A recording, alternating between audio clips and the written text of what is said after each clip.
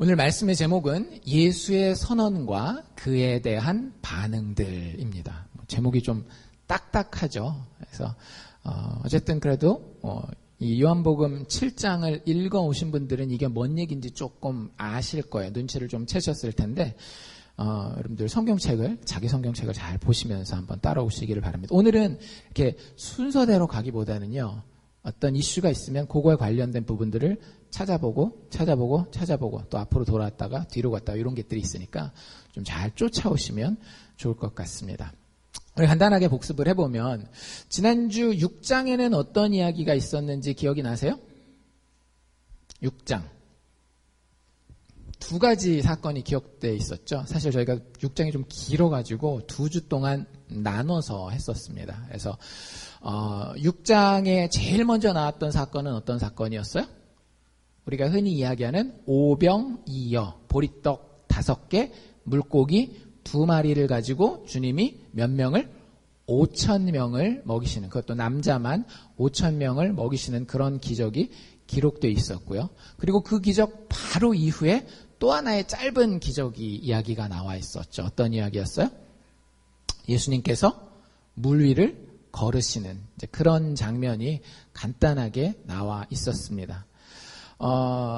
이게 그냥 신기한 일이 아니라고 말씀드렸죠. 그렇죠? 성경에 기적이라는 단어를 쓸 때도 있지만 특별히 예수님 사건과 관련해서 그 중에서도 요한복음에서는 예수님이 기적을 굉장히 많이 행하시거든요. 마태, 마가, 누가복음에 보면 막 셀 수가 없을 정도로 많아요. 근데 요한복음에는 딱 몇 개만 있다?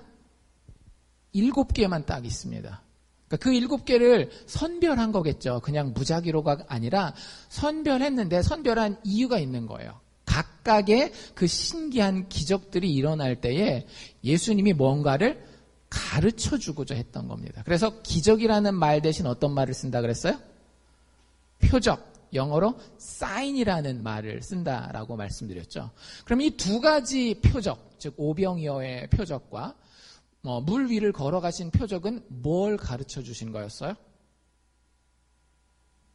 분명히 지지난주에 이야기를 하긴 했는데 기억이 안 나시면 안 됩니다. 뭘 얘기하는 거였어요? 누구를 먹으라? 하나님이신 예수님을 먹으라. 예수님을 어떻게 먹는다라 그랬어요? 성찬식에 단순히 참여해서 주님의 살과 주님의 피를 기념하는 것만이 아니라 정말로 예수와 친밀한 관계에 들어가는 것이 예수를 먹는 것이다 라고 얘기를 했어요. 그냥 우리가 알아듣기 쉽게 얘기할게요.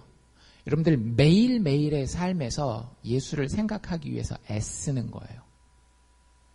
여러분들 매일매일의 삶에서 지금 이제 자리 잡으신 분들 말고 옛날에 어렸을 때 생각해 보십시오. 먹고 살려고 얼마나 애쓰셨습니까? 이 사업 성공시키려고 밤에 잠도 안 잘 정도로 생각하셨죠. 그리고 다른 사람들 다 놀고 있는 그 시간에 나가서 막 일하시잖아요. 여러분들 그 일을 그게 꿈이면 꿈이라고 해봅시다. 아메리칸 드림. 그걸 먹고 산 거예요. 그 기간 동안에는. 그것과 똑같은 것이 예수를 먹는다라고 하는 표현입니다. 예수의 말씀을 보고요. 예수의 이름으로 간절하게 기도하고 그분이 나에게 주신 진리의 약속을 붙들고 오늘 하루 24시간을 살려고 하는 것, 그것이 예수를 먹고 마시는 거예요.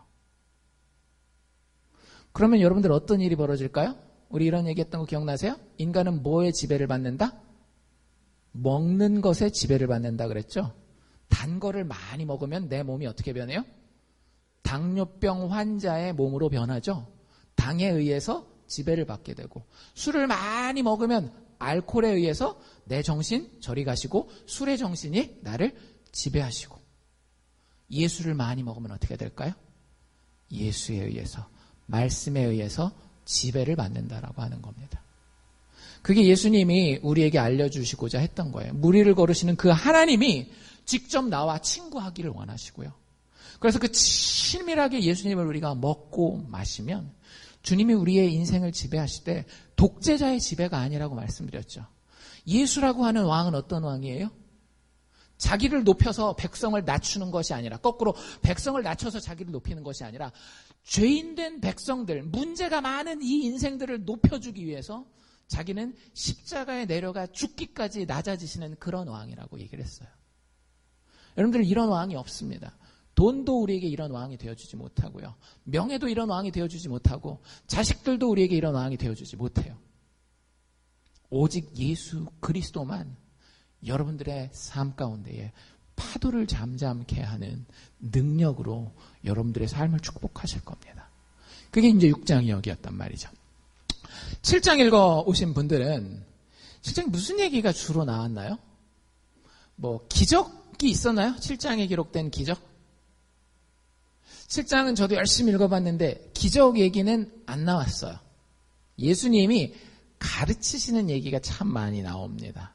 근데 이제 컨텍스트가 있어요. 컨텍스트가 뭐냐면 예수님이 5장부터 예수님을 미워하는 사람들이 생긴다라 그랬죠. 예수님을 대적하는 사람들이 생긴다 그랬는데 그 사람들과 굉장히 치열한 논쟁이 왔다 갔다 하는 그런 이야기들이 많이 있습니다. 예수님이 뭐라 그러면 그 사람들은 거기에 대해 탁 치고 그 사람들이 탁 치는 거에 대해서 예수님이 또 이렇게 얘기를 하고 뭐 그런 이야기들을 여러분들이 보셨을 거예요. 그래서 그 이야기들이 왔다 갔다 하면서 크게 두 가지를 이야기하는데 하나는 뭐냐 하면 예수님이 내가 누구다라고 이야기하는 이야기가 먼저 나와요. 그러면 이제 그 뒤에 사람들이 얘기하는 걸 보면 우리가 뭘 볼 수 있는가 하면 사람들이 어떻게 그 예수님이 선언하신 것에 대해서 반응하는지에 대한 이야기가 7장에 아주 가득 차 있습니다. 그래서 오늘 그걸 한번 살펴볼 텐데요. 먼저 예수님이 자기 자신에 대해서 뭐라고 이야기하셨는지 여러분들 아세요? 많은 사람들이요, 심지어는 교회를 오래 다녀도 예수님이 도대체 뭘 가르쳤는지 잘 몰라요. 예수님이 뭘 가르쳤게요? 오른뺨을 때리면 왼뺨을 들이대라. 뭐 이런 거. 착한 거. 사랑하는 거. 용서하는 거. 근데 성경 안 봤다는 증거예요. 그런 이야기가 나와 있지만은요. 예수님이 하신 이야기에 핵심 선언들이 있어요. 선생님이 여러분들 항상 그 다음 주가 시험이에요. 그럼 어떻게 해야 돼요? 선생님이 무슨 이야기를 하는지 뭔가를 강조하는지를 잘 듣고 있어야 될 거 아니에요. 공부 못하는 학생들의 특징이 뭐예요?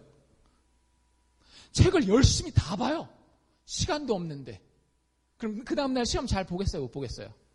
못 보죠. 제가 미국 와서도 공부해 봤는데요. 한국이나 미국이나 똑같아요. 책은 이따만큼 두꺼운데요. 결국에 성적은 누가 잘 받느냐?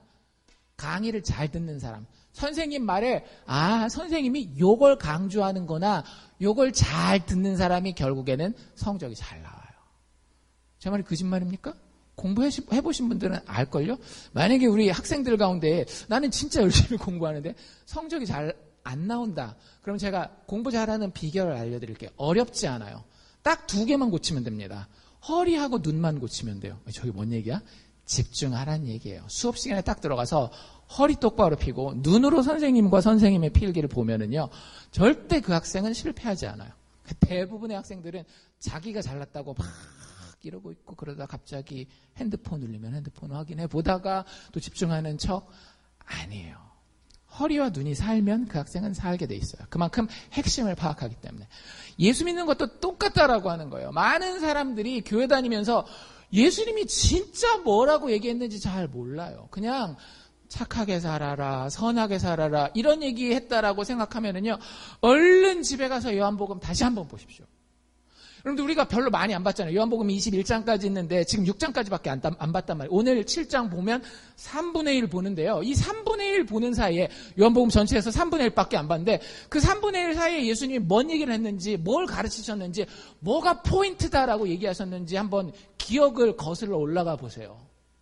예수님이 이런 거 가르치십니다. 예수님이 처음 딱 등장할 때 가르치시는 게 뭐냐면, 얘들아 차지 말고 내가 세상 죄를 지고 가는 하나님의 어린 양이다. 이렇게 얘기를 해요. 우리는 그거 뭔지 모르니까 그냥 막 넘어가죠. 이렇게 생각하시면 돼요. 야, 니들 죄 진 거 있지? 니들 몰라가지고 무지해가지고 실수하고 아니면 알면서도 악하게 행하거나 게으르게 행한 것들 있지? 그거 대가 치르는 거 알아? 대가? 대가 치르죠. 여러분들이 인생을 게으르게 살면 게으른 대가를 치릅니다. 거짓말을 하면서 살면 인간관계에서 언젠가는 대가를 치르게 돼 있어요. 근데 예수님이 떡하니 오셔서 뭐라 그러는가 하면 그 죄 내가 대신 질게. 여러분들 자식이 죄를 지으면 어떻게 돼요? 여러분들 자식이 여러분들이 슬하에 있을 때 16살, 17살, 18살 때 운전하다가 사고가 나요. 그럼 죄값을 치러야 되거든요. 법정에 가서, 코트에 가서. 미국은 그렇잖아요. 그럼 지들이 잡이 있어요? 뭐가 있어요? 그때 그 아이가 감옥 안 가려면 어떻게 해야 되는 거예요? 누군가가 돈을 대신 내줘야 되는 거예요. 그 벌금을, 티켓을. 예수님이 니들이 인생 가운데에 티켓 띄어서 내는 모든 죄값 내가 책임지겠다. 여러분들 이게 보통 큰 선언이 아닙니다. 여러분들 인생에 문제가 있으세요? 여러분들 성격상 내가 고치고 싶은데 안 고쳐지고 싶은 게 있으세요? 만약에 신이 있다면 하나님 앞에서 엄청나게 꾸짖음 받을 만한 내 성품이 있습니까? 예수님이 딱 와서 하는 얘기가 뭐냐면 야, 그 내 다 책임진다니까? 밑도 끝도 없이 그냥 여러분들 인생에 찾아와서 문제가 뭐든지 내가 다 책임져. 니들 죄에 대해서 내가 다 책임질게. 이런 게 예수님이 하시는 얘기예요. 그게 이제 그 세례 요한이 증거할 때 예수님 그걸 그대로 받으시잖아요. 보라 세상 죄를 지고 가는 하나님 어린 양이니라 할 때 예수님이 딱 받습니다. 내가 맞아. 니들 죄 다 책임질 거야. 또 이런 얘기도 하시죠. 내가 하나님의 아들이야. 성전을 헐어봐. 성전을 헐면 내가 사흘 만에 다시 일으켜서 아버지의 영광을 드러낼 거야. 자기를 누구의 아들이라고 소개해요? 하나님의 아들, 신의 아들이라고 이야기를 해요. 제가 늘 얘기하잖아요. 여러분들 중에 누가 나타나가지고 제가 신의 아들입니다. 그러면 여러분들 비웃지 않겠어요? 근데 아주 당당하게 한 번도 양보하지 아니하고 예수님은요 자기를 내가 신의 아들이야, 하나님의 아들이야. 그건 하나님을 자기와 동등시하는 거예요. 이런 얘기도 합니다. 니들 인생에 기쁨, 행복 이런 거 원하지? 근데 그 기쁨의 근원이 나야. 그 행복의 근원이 나야. 너희들 사는 것 같은 삶, 그 생명력, 그것도 다 나에게서 나오는 거야. 가나 혼인 잔치를 통해서 너희들의 인생 잔치에 포도주가 떨어져서 기쁨이 메말라가고 있어? 나한테 와. 내가 줄 거야. 너희들의 인생에서 정말로 생명력이 없어서 배고파 막 쫄쫄쫄쫄 굶어서 죽을 것 같아? 내가 너희에게 떡이 되고 내가 너희에게 물고기가 되어서 너희에게 사는 것답게 배부르고 풍성하게, 여기서 단지 육체적인 배부름만 이야기하는 게 아니죠. 영적이고 인생의 모든 분야를 포함하는 그런 풍성한 삶에 대해서 그 근원이 나라는 거예요. 여러분들 잘 생각하셔야 됩니다. 예수님이 지금 뭐라고 이야기하고 있는지를. 또 자기를 아예 대놓고 나는 만들어지지 않은 온 우주를 지배하는 통치자 하나님이야 라고 이야기를 해요. 그 왕의 신하를 고쳤던 장면 기억나세요? 우리 야외 예배 때 했던 거?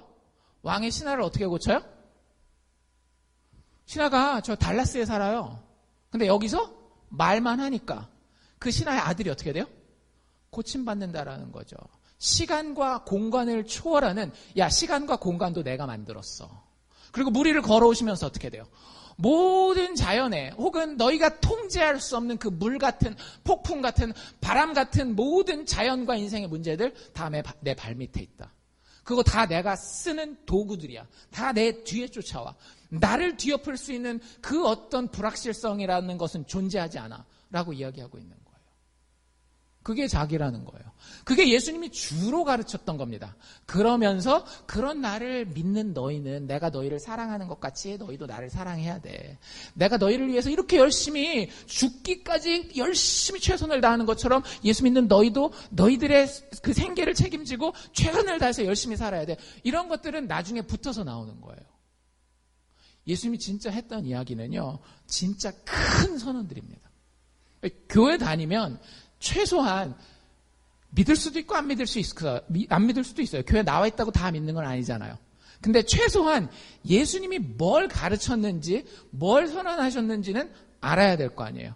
오늘 우리가 보게 되는 7장에도 예수님이 자기 선언을 하는데 23절 같은 때 보면 이렇게 얘기를 합니다. 내가 사람의 전신을 건전케 할 수 있다. 니들 인생 가운데 망가진 것이 있어? 그러면 온전하게 만들 능력이 누구에게 있다라는 거예요? 네가 아니라 나한테 있어. 너의 인생을 뒤집어서 새로운 게임으로 정말로 놀랍고 영광스러운 모양으로 만드는 것은 나야. 그 능력이 나에게 있어. 라고 예수님이 자기 스스로 선언하시는 거예요. 또 28절, 29절 이렇게 한번 보십시오. 이게 읽어오신 그 내용들이니까 제가 간단하게만 소개해 드릴게요. 28절, 29절에서는 뭐라고 얘기를 하는가 하면 내가 스스로 온 것이 아니라 나를 보내신 이가 있다. 너희는 그를 알지 못하나 나는 그를 아는데 내가 그에게서 났고 그가 나를 보내셨습니다 하면서 내가 하늘로부터 왔다라는 거예요. 하나님 아버지께로부터 온 너희들을 구원할 그 구원자 그리스도다라고 이야기하고 있습니다. 그러니까 얼마나 일관적이신지가 보이시죠? 1장부터 지금까지 한 번도 예수님이 이 자기 선언에 대해서 양보한 적이 없는 거예요. 37절, 38절에 보면 이런 얘기가 있죠. 아까 우리가 읽은 본문인데요. 명절 끝날에 이런 얘기가 나와 있어요. 여기서 명절은 추석일까요? 설날일까요? 아니죠. 읽어오신 분들은 답을 알죠? 뭐예요? 초막절이라고 하는, 초막이라고 하는 건 텐트예요. 텐트. 그 당시 이스라엘 사람들이 1년에 3번 정도 하나님의 성전에 나와서 크게 잔치를 벌이던 것이 있는데 그 중에 하나가 초막절입니다. 그래서 각 집집마다 지붕 위에 이렇게 팡팡한 이 지붕 위에다가 텐트를 쳐요. 나무 그 가지들 가지고. 그 뭘 기념하는 건가 하면 이스라엘 백성들이 광야에서 몇 년 동안 있었어요? 40년 동안 있었어요. 여러분들 40년 동안이 아니라 40일 동안 여러분들 사막의 한가운데다 갖다 놓으면 어떻게 되겠어요? 뭐가 자연스러운 일이에요? 죽는 게 자연스러운 일이에요. 근데 40년 동안 이스라엘 백성들이 농사 짓지도 아니하고 씨를 뿌리지도 아니하고 거두지도 않았는데 죽었어요? 안 죽었어요? 안 죽었어요. 하나님이 공급하시는 모든 음식을 먹고 하나님이 공급하시는 물을 마시고 그 메마른 광야에서 생명이 살 수 없는 그 광야에서 40년 동안 생존합니다. 그래서 이 초막절을 지킬 때 예수님 당시에 유대인들이 어떻게 하는가 하면 예루살렘 옆에 보면 실로암이라고 하는 큰 연못이 있었습니다. 그래서 그 실로암 연못에 가서 물을 퍼가지고 와요. 그리고 성전 안으로 들어와서 성문 안으로 들어와서 그 물을 붓습니다. 땅에 붓고 또 이게 정결 예식하는 그런 데다가 이렇게 물을 부어요. 그럼 뭘 상징하는가 하면 하나님께서 반석을 깨시고 사막에서 물을 내어 하나님 백성으로 죽지 않고 살게 하셨다. 그들의 배고픔을 만족시키시고 그들의 갈증을 해소하셨다라는 것을 상징하기 위해서 기념하는 절기가 초막절이라고 하는 명절이었던 거예요. 굉장히 큰 명절이었고 7일 동안 하고 마지막 8일째는 그 마지막 그 전야제가 아니라 그 뭐라 그래요? 그 끝나는 파티 같은 걸 하고 끝나요. 그 마지막 날이라는 거예요. 그 명절 끝날 곧 그 큰 날에 예수께서 사람들이 성전에 많이 와 있을 거 아니에요. 축제 같은 거 가보면 그렇잖아요. 우리 불꽃놀이 같은 곳에 가보면 그 많은 사람이 있는데 예수님이 웬만하면 이런 표현이 안 나옵니다. 예수님이 가르치는데 보통 이런 얘기가 나오죠. 예수께서 가라사대 그냥 이렇게 나오잖아요. 여기는 뭐라고 돼 있어요? 예수께서 벌떡 일어나십니다. 그리고 그냥 가라사대가 아니라 외쳐 소리질러 가라사대. 중요한 거 얘기하는 것 같아요? 안 중요한 거 얘기하는 것 같아요? 굉장히 중요한 걸 얘기를 하는 거예요. 목청이 터져라. 너희들 이것만을 꼭 알고 이 초막절 잔치를 벗어나야 된다. 초막절 잔치 끝나는 동안에 이것만은 꼭 알아야 돼 라고 소리 지르면서 백성들에게 아주 중요한 가르침을 주는 거예요. 그 가르침이 뭐라고요? 가라사대 누구든지 예외가 없다라는 거예요. 누구든지 목마르거든. 여러분들 목마르십니까?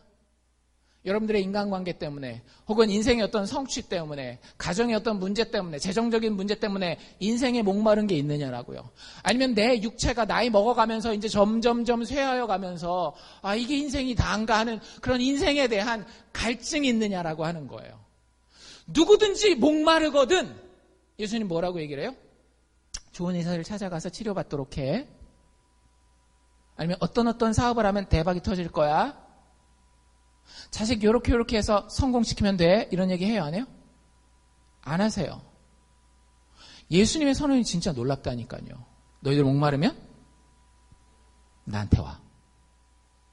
누구든지 목마르거든 내게로 와서 마시라. 38절, 나를 믿는 자는 성경의 이름과 같이 그 배에서 생수의 강이 흘러나리라. 여러분들, 예수님은요, 항상 문제의 핵심에 서십니다. 문제의 핵심에 서셔요. 만약에 예수님이 이런 가르침을 안 하셨다면 이게 그냥 존경할 만한 분, 뭐 이렇게 하고 넘어갈 수 있게, 아까도 얘기한 것처럼 사랑하라 그랬지, 착하게 살라 그랬지, 뭐 이렇게만 되면 우리의 인생에 별로 문제가 되지 않아요. 근데 여러분들 인생에 예수님은 굉장히 큰 문제를 가지고 오십니다. 너 어떡할래? 너 어떡할래? 예수님이 자기 자신에 대해서 내가 하나님이고 너희의 인생에 대해서 모든 책임을 니들 할 거 아무것도 없이 내가 다 진다. 너희들은 그냥 오기만 하면 돼 라고 이야기할 때에 이게 아무 상관이 없으면 괜찮은데, 여러분들 만약에 미국의 대통령이 한국인 전체에 대해서 한국 사람은 미국에서 앞으로는 살지 못한다 라는 법을 만든다라고 해봅시다. 여러분들 그냥 지나갈 수 있겠어요? 없겠어요? 안 되죠. 지금까지 내가 여기서 그 갈고 닦아놓은 터전이 있는데 갑자기 다 놓고 나가라고 한다니. 여러분들 예수 믿는 게 그런 거예요. 예수 믿는 건 뭐냐면요, 떠나라는 겁니다. 너 지금까지 살아왔던 거 다 네가 해가지고 된 줄 알았지. 열심히 노력하고 착하게 살고 부지런하고 나름대로 머리 좋고 그래가지고 네 인생을 살아온 줄 알았지. 그게 네 땅이라고 하면 아니야. 떠나서 내 땅으로 와. 내가 다 했고 내가 다 할 것이야.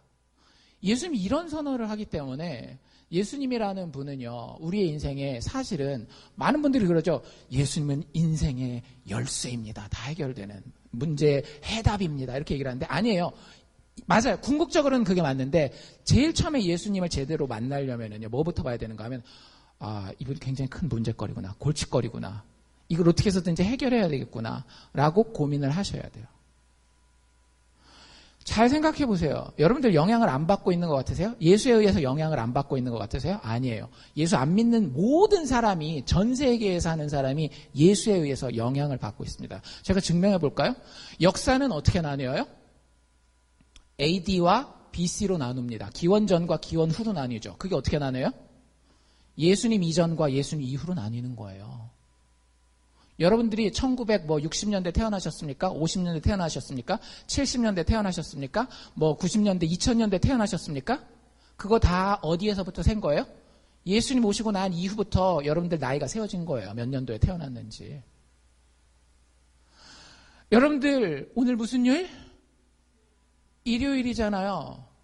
일요일은 쉬어요. 많은 사람들이. 그리고 월요일 날 패턴이 어떻게 되고 화요일 날 어떻게 되고 주말에 장사하시는 분들은 좀 바쁘고 해서 그 달력 그대로 살죠. 여러분들 달력에 의해서 사는 것 같죠? 아니에요. 그 달력은 누구에 의해서 만들어진 걸까요? 예수 그리스도에 의해서 만들어진 거예요. 물론 예수님이 만들었다는 얘기가 아니라 예수님이 부활하신 날이 주일이고요. 일, 월, 화, 수, 목, 금, 토, 일이 예수님의 생애의 마지막 일주일을 담고 있는 겁니다. 유대교에서부터 계속 썼던 달력이 지금까지도 우리에게 영향을 미쳐서 여러분들 빨간 날, 일요일 날 가지게 되는 거예요. 그거 말고도 우리가 가지고 있는 공공학교, 그 다음에 병원들, 그리고 사랑이라고 하는 아주 중요한 개념들이요. 예수님 이전에는요. 역사 공부를 좀 해보십시오. 로마 제국이라든지 그 전에 페르시아라든지 세계를 지배했었던 많은 세력들이 사랑이라고 하는 것은 약함이고 창피한 거였어요. 강함, 속여서라도 어떻게 해서든지 결과를 내는 것. 그래서 고아들은 버림받았고요. 여자들은 무시받았어요. 근데 그게 예수 오심으로 기독교가 퍼짐에 따라 인류 역사가 바뀐 거예요. 여자분들 지금 투표하시는 거요. 당연히 하시잖아요. 기독교가 없었다면, 거꾸로 뒤집어서 예수가 없었다면요, 여자분들 아직 투표 못하고 있을 겁니다. 다른 어떤 종교를 봐도 여자에 대해서 이렇게 이야기하는 종교가 없거든요. 그러니까 그 모든 내 삶과 인류의 역사에 그렇게 지극히 영향을 미치신 그분이 자기에 대해서 뭐라고 이야기했는지가 도전이 안 된다라고 하면은요, 되게 둔하게 인생을 사는 거고 되게 미련하게 인생을 사는 거예요. 나는 되게 똑똑하게 이것도 챙기고 저것도 챙기고 한다라고 생각하지만 큰 그림을 못 보는 거예요. 나무만 보고 숲을 못 보는 거죠. 그게 지혜로운 인생이 되겠어요? 절대 안 되죠. 근데 성경에 예수님이 그렇게 얘기하고 있더라고요. 내가 누군지 너희들 꼭 알아야 돼. 내가 너희의 죄를 담당하고 너희가 나에게 와야 너희의 갈증이 해결돼. 여러분들, 성령이 없는 사람, 성령은 하나님의 영이죠, 그렇죠? 성령이 있는 사람은 이 마음이 변하거든요. 근데 성령이 없는 사람들이 오늘 7장에 되게 많이 나와 있어요. 성령이 없는 사람들은 이 예수의 선언에 대해서 어떻게 반응하는지 한번 보십시오. 혹시 나에게 이런 반응이 있지 않나? 교회는 오래 다녔지만 이런 고민을 한번 해보시기를 바랍니다. 첫 번째, 성령이 없는, 그래서 이 예수님이 주신 도전에 대해서 어떻게 해서든지 좀 피해가 보려고 하는 그런 첫 번째 부류의 사람은 누구냐 하면은요, 1절, 2절, 3절 이렇게 보면 예수님의 형제들이 있었다라고 나옵니다. 그렇죠? 예수님이 태어나고 난 이후에 그 이후에 또 동생들이 태어났어요. 그 동생들이랑 예수님의 가족은 늘 예수님을 창피해라 했습니다. 왜냐하면 여러분들 생각해 보세요. 여러분들이 자식을 낳았어요. 근데 그 자식이 맨날 돌아다니면서 내가 신의 아들이야. 야, 내가 니네 엄마 아빠를 아는데 네가 어떻게 신의 아들이야. 이러면 여러분들 속으로 어떻게 했어요? 뿌듯하고 자랑스러우시겠어요? 아니면 창피하시겠어요? 내가 낳은 자식이라도 맨날 그러고 다니면 창피할 거 아니에요. 예수의 형제들은 예수님을 어떻게 취급하는가 하면요, 예수님이 선언하신 그 선언에 대해서 내가 하나님이다 라고 하는 그 선언에 대해서 어떻게 반응하는가 하면 미친 사람 취급합니다. 실질적으로 예수를 믿지 않는 많은 사람들 중에 예수가 가르친 이 가르침들, 예수님의 이 선언들에 대해서 저건 미친 말이야, 저건 귀신 들리는 사람들이나 할 수 있는 말도 안 되는 얘기야 라고 이렇게 이야기를 합니다. 그래야 피해갈 수 있으니까. 믿음 없이 예수님을 엄청 비꼬고 있습니다. 초막절이 됐다라고 얘기를 했잖아요. 초막절이 됐는데 예수님의 형제들이 예수님한테 와서 이렇게 얘기를 하는 거예요. 그러니까 여기 이제 글로 써 있으니까 우리는 뭐라 그래야 될까, 이 말투가 어땠는지 이렇게 잘 이해가 안 될 텐데, 그 앞뒤 문맥을 보면은요, 말투가 되게 비꼬는 거예요. 그래? 해봐? 뭐 이런 투입니다. 제가 그 부분 형제들이 예수님의 동생들이죠. 예수님한테 뭐라고 이야기하는지 3절, 4절 읽어드릴게요. 그 형제들이 예수께 이르되 당신의 행하는 일을 제자들도 보게 여기를 떠나서 유대로 가소서. 여기가 어디냐면 갈릴리 바다 근처에 있는데 북쪽이죠. 근데 거기는 유대인들이 조금만 살아요. 그냥 유대인들 몇 명 모여 사는 집성촌이에요. 유대인들은 주로 어디 사는가 하면 성전이 있었던 남쪽 예루살렘에 많이 삽니다. 거길 유대라고 부르는 거예요. 그 유대로 내려가. 형, 거기 내려가야. 형이 뭐 하나님 아들이라며, 기독교 무브먼트를 움직인다며. 그럼 무브먼트 하려면 어디로 가야 되겠어? 사람 많은 데 가야 되는 거 아니야? 걸로 가. 이런 얘기를 하는 거예요. 근데 그것도 형 될 것 같아 이런 것도 아니고 그냥 비꼬고 비웃는 듯이. 4절엔 뭐라 그래요? 스스로 나타나기를 구하면서 묻혀서 일하는 사람이 없다. 아니, 형 무브먼트 한다면서, 그럼 그 무브먼트 잘 되려면 그 사람들 많은 데 가서 자기 스스로 묻혀 있으면 안 되는 거야. 그것도 몰랐어? 이 일을 행하려 하거든 자신을 세상에 나타내소서. 스타답게 무대 위에 탁 올라가가지고 얘기란 말이, 기적도 할 수 있다면 해봐. 거기 가서 기적도 해봐. 이러는 거예요. 근데 이게 진짜 존경하는 게 아니라고요. 그 뒤에 뭐라 그랬어요? 5절에 이는 그 형제들이라도 예수를 믿지 아니함이로라. 많은 사람들이 기독교에 대해서 생각할 때 말도 안 되는 거라고 생각해요. 그렇죠? 여러분들이 진짜 믿는다면 여러분들 친구들 중에 아니면 여러분들 스스로도 기독교가 이게 말이 안 되는 게 되게 많죠. 특히 성경에 보면 뭐 예수님이 무리를 걸어? 물로 포도주를 만들어? 그거 살짝 정신 나간 사람들, 귀신 들린 사람들이야. 이렇게 생각한다라고 하는 거죠. 그렇게 반응할 수 있겠죠. 충분히 이해는 해요. 근데 제가 봤을 때요, 그 충분히 이해한 건 아니에요. 예수님이 진짜 귀신 들린 자, 미친 사람일 가능성이 얼마나 될까요? 귀신 들린 사람 본 적 있으세요? 미친 사람 본 적 있으세요? 그 한국에서 옛날에 이제 제 신앙생활 할 때 보면 진짜 귀신 들린 분들이 간혹 있어요. 뭐 귀신 들린 것과 미친 것을 잘 구별하기 힘든 때도 있는데 저도 그 부분의 전문가는 아닙니다. 근데 귀신 들렸다라고 하는 분들 있잖아요. 기도원 같은 데 가서 보잖아요. 여자분 한 분인데 앞에 뒤에 막 목사님, 집사님, 장로님들 막 잡아도 팍팍 떨쳐내요. 진짜 장난이 아니에요. 막 심한 경우에는 그 오락실에 가서 오락하다 보면 그 캐릭터가 자동차 팍 위에 올라가지고 펑펑펑펑 막 자동차 막 부수고 이런 캐릭터 있잖아요. 그런 것도 진짜로 해요. 어떻게 보면 막 초자연적인 그런 힘을 가질 정도로. 뭐 어쨌건 미친 사람이건 귀신 들린 사람이건 여러분들 그런 귀신 들린 케이스를 잘 모르신다라고 하면 미친 사람들 있잖아요. 미친 사람 본 적 있으세요? 미친 여자나 남자? 정신병원이나 아니면 혹시 뭐 가까운 데에 저 장난 아니에요. 진짜 장난이 아니에요. 티가 날까요, 안 날까요? 티가 나요. 정확하게 미친 사람은 티가 납니다. 근데 여러분들 예수님의 삶을 한번 잘 관찰해 보세요. 예수님의 가르침을 한번 잘 고민해 보세요. 미친 사람이 이렇게 살 수 있나요?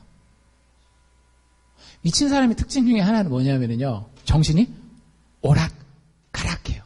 어느 날은 내가 페르시아의 왕자였다가 내일은 또 이 동네의 홈리스였다가 갑자기 어느 날은 막 의사 선생님이 됐다가 어떤 날은 막 변호사가 됐다가 어떤 날은 막 뭐가 됐다가 막 이러잖아요. 어떤 날은 내가 강아지가 됐다가 이게 막 왔다 갔다 한단 말이에요. 일관성이 없어요. 미친 사람이나 귀신 들린 사람들은요. 성경에도 귀신 들린 사람들의 그걸 보면 막 업스 앤 다운스가 굉장히 큽니다.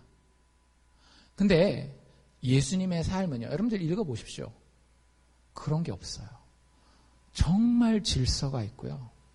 정말로 그 가르침이 권위가 있어서요. 여러분들 기독교가 몇 년 동안 이어져 왔어요? 2000년 동안 이어져 오지 않았습니까? 근데 이 2000년 동안 만약에 이 기록을 통해서 예수 믿는 사람들이 바보들만 믿었다라고 한다면 이분이 정신 나간 분일 수 있어요. 근데 제가 아는 것만으로도 저보다 훨씬 똑똑하고 과학도 많이 공부하고 철학도 많이 공부하고 박사학위 몇 개씩 가진 분들도 이 예수를 믿는 분들, 그리고 예수 안 믿음에도 불구하고 예수님의 가르침을 존경하는 분이 있다니까요. 미친 사람이라고 생각하는 것은요, 굉장히 가능성이 희박합니다. 예수님의 말도 안 돼, 이게 정신 나간 거야 라고 이야기하기에는 예수님 진짜 정신 똑바로 박혀 있어요. 세계의 모든 문화권에서 가장 똑똑한 사람들마저도 이 예수의 가르침에 대해서 존경을 표해요. 예수님 미친 사람? 아닙니다. 예수님 귀신 들린 사람? 아니에요. 또 다른 종류의 사람들이 있는데요. 그 사람들은 대제사장들과 바리새인들이에요. 그 읽어오신 분들은 아시죠? 예수님이 이렇게 자기에 대해서 이야기할 때마다 쫓아다니면서 되게 싫어하는 사람들이 있죠. 왜 네가 자꾸 하나님에 대해서 얘기하고 네가 하나님이라 그러냐 이러면서 쫓아다니는 사람들이 있는데 이 사람은 예수님의 이 선언에 대해서 예수님이 내가 하나님이다라고 하는 선언에 대해서 뭐라고 얘기를 하는가 하면 저 거짓말쟁이, 저 사기꾼. 여기 나와 있는 표현으로는 이 47절 이런 데 보면 미혹해하는 자다라고 이야기를 합니다. 바리새인들이 대답하되 너희도 미혹되었느냐 속았느냐 그 사람 거짓말하고 있는 건데 너희도 거기 속았어? 그 사람 거짓말하는 사람이야 사기꾼이야 이렇게 얘기를 하고 있는 거예요. 그런 얘기 많이 들어보셨죠? 기독교 다 거짓말이야. 어떻게 죽은 사람이 다시 살아나? 뭐 신이 있긴 어디 있어? 이거 다 거짓말이지. 이렇게 얘기하는 분들이 되게 많이 있습니다. 근데 우리 그 사람들 이야기하기 전에 여기 나와 있는 바리새인들과 대제사장들에 대해서 한번 먼저 살펴봅시다. 사실 근데 이분들이 오늘을 사는 사람들, 오늘을 사는 불신자들과 비슷한 점이 되게 많아요. 이 사람들의 문제는 뭐였는가 하면 바리새인들과 대제사장들은요. 룰이 확실했습니다. 그들이 흔히 이야기하는 모세율법이라고 하는 10계명, 좀 더 확장시키면 그 모세 5권의 책, 모세오경이라고 하는 그 율법이 확실하게 있었습니다. 그래서 예수님이랑 가장 그 첨예하게 대립했던 문제도 뭐였는가 하면 10계명 제3계명이 뭐예요? 10개밖에 안 되는데 기억이 안 나십니까? 10계명 제3계명 우리 남자 목장은 했잖아요. 제3계명 뭐였어요? 안식일을 기억하여 거룩하게 지키라. 그 일에는 내 집에 남종이나 여종이나 나그네나 그 누구도 일하지 말라라고 돼 있잖아요. 모세율법에 써 있는 거란 말이에요. 그래서 대제사장들이라든지 바리새인들은 그 법을 나름대로 딱 가지고 있었어요. 그래서 요때는 매듭을 매면 안 된다. 등에 지고 갈 수는 있지만 손으로 들고 가는 건 안 된다. 해가지고 나름대로 룰을 막 정해놨단 말이에요. 근데 그 룰들이 아주 확실하게 있는데 예수님이 와서 어떻게 한 거예요? 안식일에 병자를 고쳐버리네요. 왜냐하면 안식일 법에 이런 게 있었거든요. 죽을 만한 사람은 안식일에 고치지만 죽을 만한 병이 아니면 안식일 지나고 나서 고친다. 이게 그 사람들이 가지고 있는 룰이었어요. 룰. 규칙이 딱 있다. 인생 이렇게 사는 거야 라고 하는 룰이 딱 있단 말이에요. 근데 예수님이 와가지고 야 다 쳐 필요 없어. 그냥 내가 너희를 살린다니까. 내가 너희를 그냥 고친다니까. 왜 굳이 되지도 않는 그 힘든 길을 가겠다라는 거야. 니들 안식일날 그렇게 쉬어가지고 진짜 마음이 평안하니? 그럴 수가 없죠. 38년 된 병자를 생각해 보세요. 38년 된 병자가 맨날 무기력하게 그렇게 살다가 일주일에 안식일 돌아와가지고 그날 침대에 하루 더 누워있다라고 그게 뭐 얼마나 큰 위로가 더 되겠어요. 예수님 그거 와서 이야기하시는 거예요. 야, 니네들이 꼭 맞다라고 생각하는 그 룰 아닐 수 있거든? 그거 아니거든? 내가 중요하지 너희가 가지고 있는 룰이 중요하지 않아 라고 그들의 규칙에 도전한 거예요. 그 사람들이 가지고 있는 인생관에 도전한 겁니다. 그랬을 때에 이 바리새인들과 대제사장들은요 예수님의 선언에 굉장히 민감하게 반응해요. 진짜 많은 사람들이 이것 때문에 예수를 못 믿습니다. 여러분들 나이가 얼마 안 돼도 우리 민우나 하은이 정도만 돼도 그래도 인생은 이렇게 살아가야 되는 거다 이런 생각을 조금씩 하잖아요. 나이가 이제 많이 들어서 50, 60 이렇게 바라보시는 분들은 인생은 이거다라는 그림이 거의 굳어져요. 예수 만나면 어떤 일이 벌어지는가 하면요 그거 아니거든 이라는 말을 들어요. 그래서 예수 믿으라고 할 때 사람들이 되게 싫어하는 거예요. 그거 아니거든이라고 얘기하니까. 궁금하시면 친구들한테 한번 가서 해보십시오. 친구가 뭐라고 막 얘기했는데 그거 아니거든? 몇 마디만 해보십시오. 이쁨 받는지 미움 받는지. 나이가 많이 먹은 친구일수록 되게 미움 받을걸요. 예수님 오셔서 그렇게 얘기하신다라는 거예요. 여러분들 이게 무슨 의미가 있을까요? 예수님이 오셔서 너희들의 규칙이 틀렸어. 너희들의 인생관이 틀렸어. 너희가 아니라 나야. 너희들은 아무것도 할 수 없고 내가 다 하는 거야 라고 이야기하는 것은 결국 궁극적인 의미에서 보면 이 바리새인들과 대제사장들이 예수님과 파워게임을 하는 거예요. 인생의 주도권을 누가 쥐느냐라고 하는 거죠. 내가 지금까지 만들어 놓은, 내가 지금까지 잘 지켜온 룰들. 인생이 완벽하진 않습니다. 다 알죠. 나이 어느 정도 먹으면. 근데 많은 사람들이 이렇게는 생각해요. 내가 완벽하지는 않지만 내가 가고 있는 이 길이 절대 틀리다라는 생각은 안 하세요. 나이 40 넘어서 그 고민하는 분들 있으세요? 40 넘어서는 있을 수 있겠네. 50, 60 되면서부터는요. 그 고민하는 분들이 거의 없어요. 내가 완벽하진 않지만 내가 가는 길이 결코 그렇게 크게 틀리다라고 생각하지 않아요. 근데 예수님이 와서 그거 내려놓으라고 얘기를 하시거든요. 내 인생의 주도권을 다 달라라고 이야기하는 거예요. 주고 싶어요? 안 주고 싶어요? 주기 싫죠. 그래서 하는 얘기가 뭐냐면요. 내가 맞고 당신은 틀립니다. 내 말이 참말이고 당신 말은 거짓말입니다. 이렇게 얘기를 하는 거예요. 교회에 앉아 있으면서도 그렇게 이야기하는 사람들이 많습니다. 제가 여러분들에게 성경책 보라고 하는 이유가 뭘까요? 제가 이야기하는 거는 객관성이 떨어질 수 있어요. 그렇죠? 물론 제가 최선을 다합니다. 성경에 있는 이야기만 하려고 이 가르침에서 벗어나지 않으려고 무진장 애써요. 정 목사가. 근데 그럼에도 불구하고 여러분들이 가장 객관적인 건 뭐겠어요? 하나님께서 우리에게 주신 기록된 말씀 아니겠어요? 이 기록된 말씀을 여러분들이 보시고 정말로 예수님이 여러분들의 삶을 어떻게 도전하시는지 한번 온몸으로 한번 그 펀치를 맞아보세요. 그리고 싸우든지 말든지는 여러분들이 결정하는 겁니다. 대부분은 싸우려고 덤비시더라고요. 내가 이 주도권은 절대 놓을 수가 없습니다. 여러분들, 예수님이 정말 거짓말쟁이 사기꾼일까요?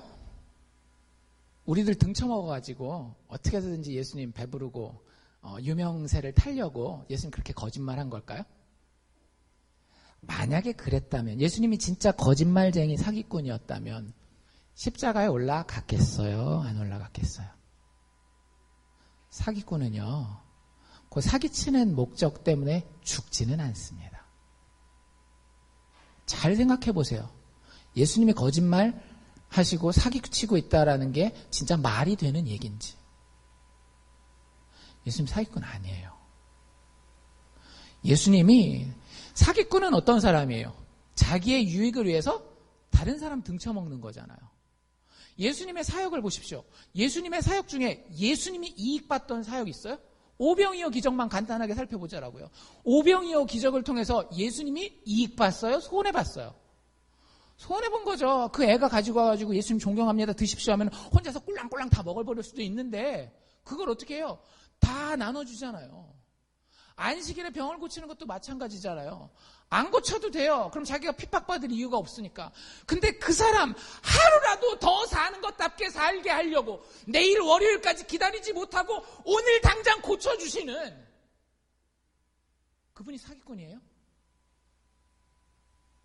성경을 제대로 읽었다면요, 예수님 사기꾼이라고 얘기 못해요. 그리고 여러분들 제자들의 반응을 한번 보십시오. 사기꾼들은 누가 제일 먼저 알아봐요? 사기꾼 친구들이 제일 먼저 알아보죠. 제일 옆에서 어떻게 계획 세우고 무슨 거짓말을 하는지, 실제 말과 삶이 어떻게 다른지 알잖아요. 근데요, 예수님은 가장 가까이에서 봤던 이 아까 형제들이 있었죠. 나중에 이 형제들, 동생들이 어떻게 될까요? 예수님은 하나님이라고 고백해요.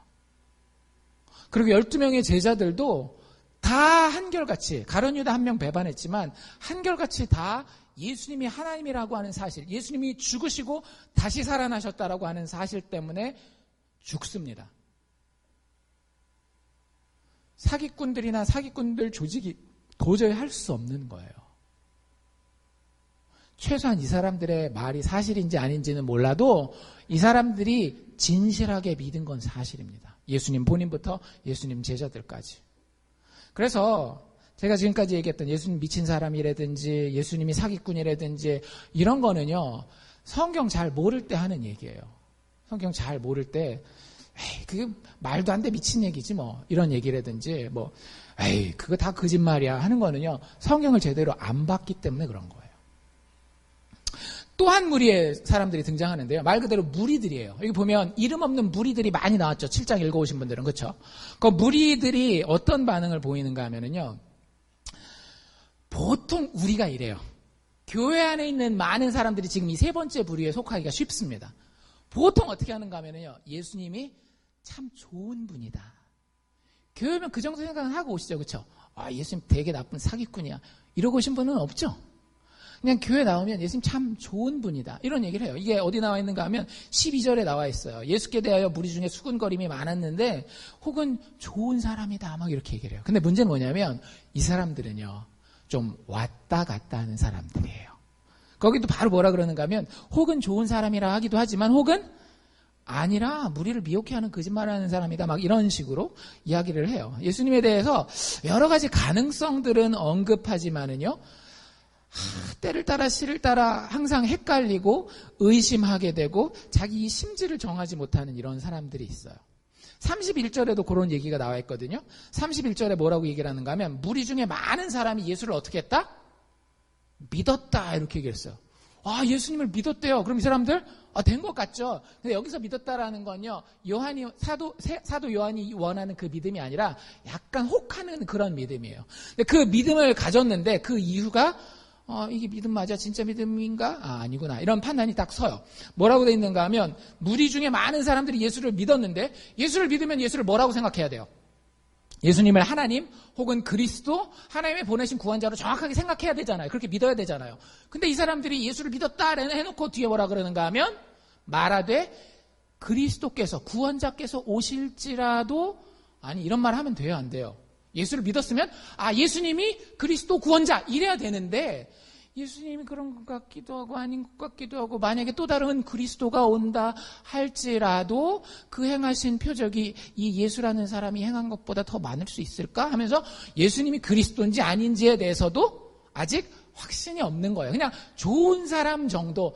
보통 이제 많은 책에서는, 신학책에서는 이렇게 표현해요. 예수님을 선한 도덕 선생님으로 보는 겁니다.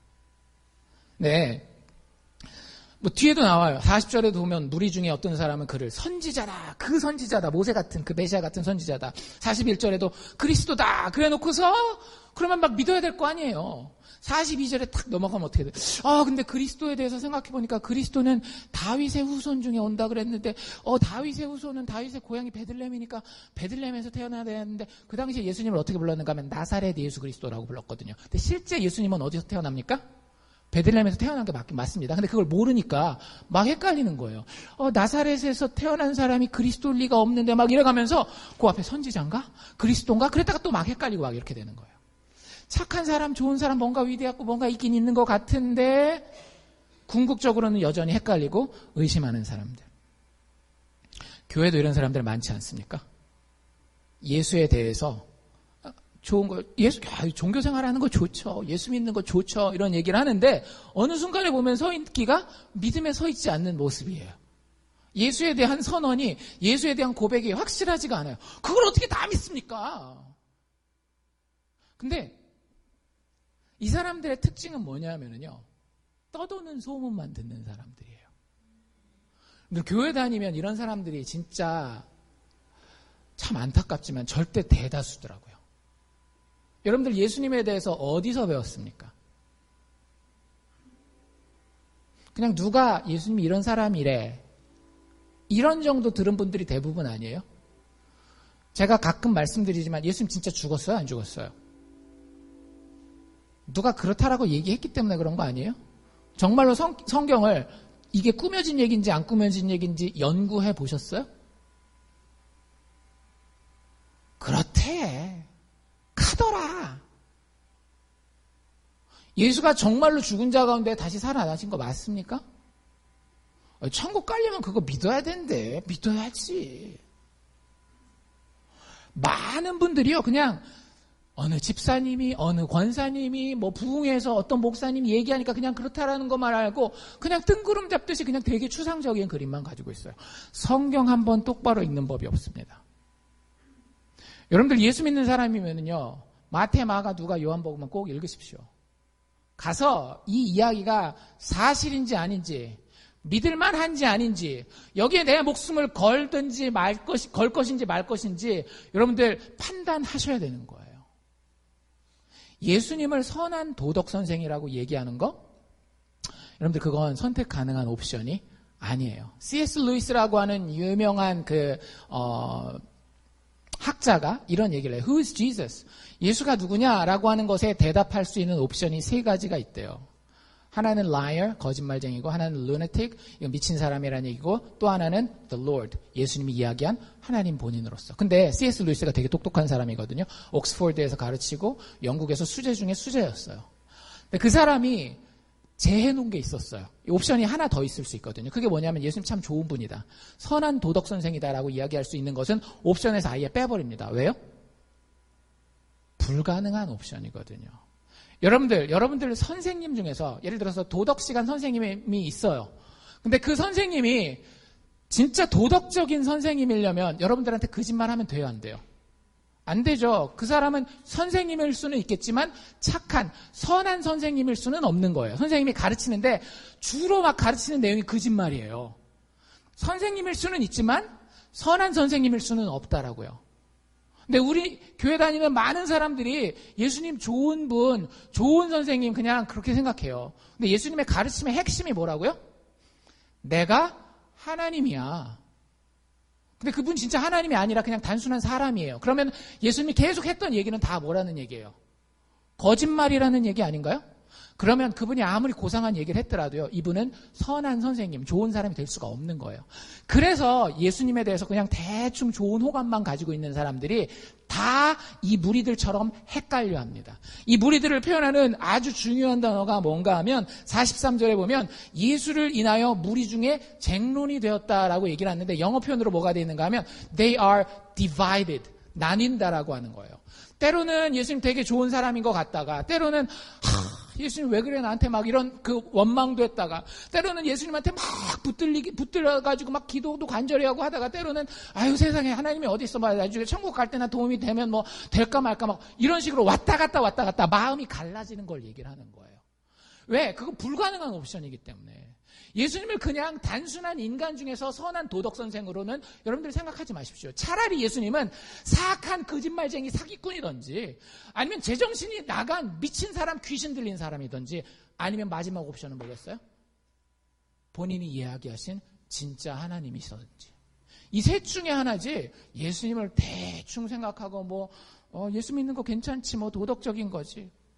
그런 분들의 결론이 뭔지 아세요? 여기 나와 있어요. 맨 마지막 53절이에요. 다 각각 집으로 돌아가게 됩니다. 교회 생활하다가 신앙생활이 뜸해지거나 떠나는 분들이 있어요. 다 어떤 분들일까요? 예수님을 선한 선생으로 생각하는 사람들이에요. 하나님이 구원하실 때 보잖아요. 참 신기합니다. 예를 들자고 하면 여러분들 배너라고 하는 영화를 아시죠? 예수 안 믿는 사람들도 크리스마스만 되면 항상 했었던 아주 유명한 영화고 얼마 전에 1, 2년 전에 리메이크도 됐어요. 벤허라고 궁금하시면 가서 찾아보십시오. 그 사람 어떤 사람이었는가 하면요. 예수가 둘 중에 하나라고 생각했어요. liar 아니면 lunatic. 거짓말쟁이 아니면 귀신 들린 미친 사람이라고 생각해서 내가 신약 성경, 특별히 예수님에 대해서 나와 있는 이 복음서 이야기를 열심히 연구하고 파고들면 분명히 거짓말이 보일 것이다. 말이 안 되는 부분이 보일 것이다. 그래가지고 열심히 성경을 연구합니다. 어떻게 됐을까요? 예수 믿게 됐어요.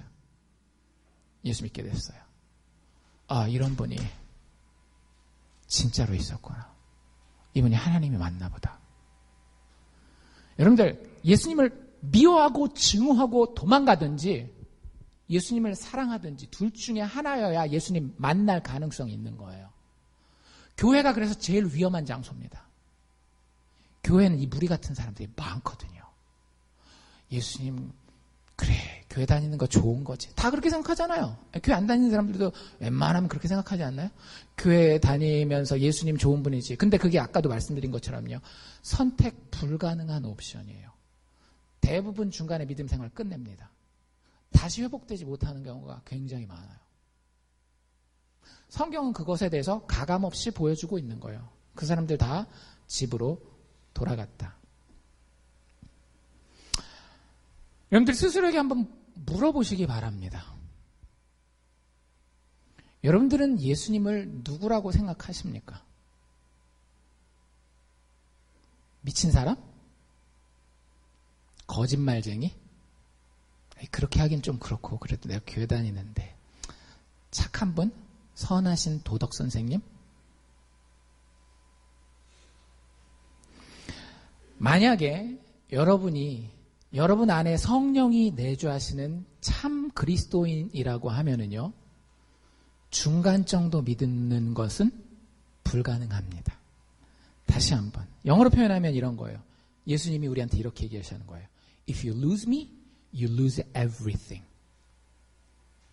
예수님이면 예수 믿는 것은요, 전부거나 아무것도 아니거나. 아까 말씀드렸죠? 예수님을 미워하고 싫어하고 아주 그냥 경멸하고 그로부터 막 도망가든지 아니면 예수님과의 깊은 사랑에 빠지든지 둘 중에 하나예요. 여러분들이 죽을 병에 걸렸어요. 약이 여러분들 앞에 놓여 있습니다. 둘 중에 하나 아닌가요? 먹고 살던지 안 먹고 죽던지. 예수님의 도전은 이만큼 엄중한 도전입니다. 예수의 복음이 나에게 현실입니까? 예수님이 말씀하셨던 내가 네 죄를 다 책임질게. 내가 너의 문제를 다 책임질게. 내가 그런 희생제물이야. 너를 위한 희생제물이야. 내가 하늘로부터 내려와서 너를 구원할 유일한 구원자야. 너의 궁극적인 기쁨과 행복과 생명은 나에게로만 나오는 것이야. 내가 유일하게 스스로 있는 하나님이어서 너희의 인생과 모든 역사를 주관하는 자야. 너희들 인생에서 목마르니? 그럼 예수님 뭐라고 얘기를 하셔요? 누구든지 목마르거든 내게로 와서 마시라. 나를 믿는 자는 성경의 이름과 같이 그 배에서 생수의 강이 흘러나리라. 여러분들, 예수를 참으로 하나님으로 믿으시고 이 생수의 시원케 함을 받으시기를 주의 이름으로 축원합니다. 기도합시다.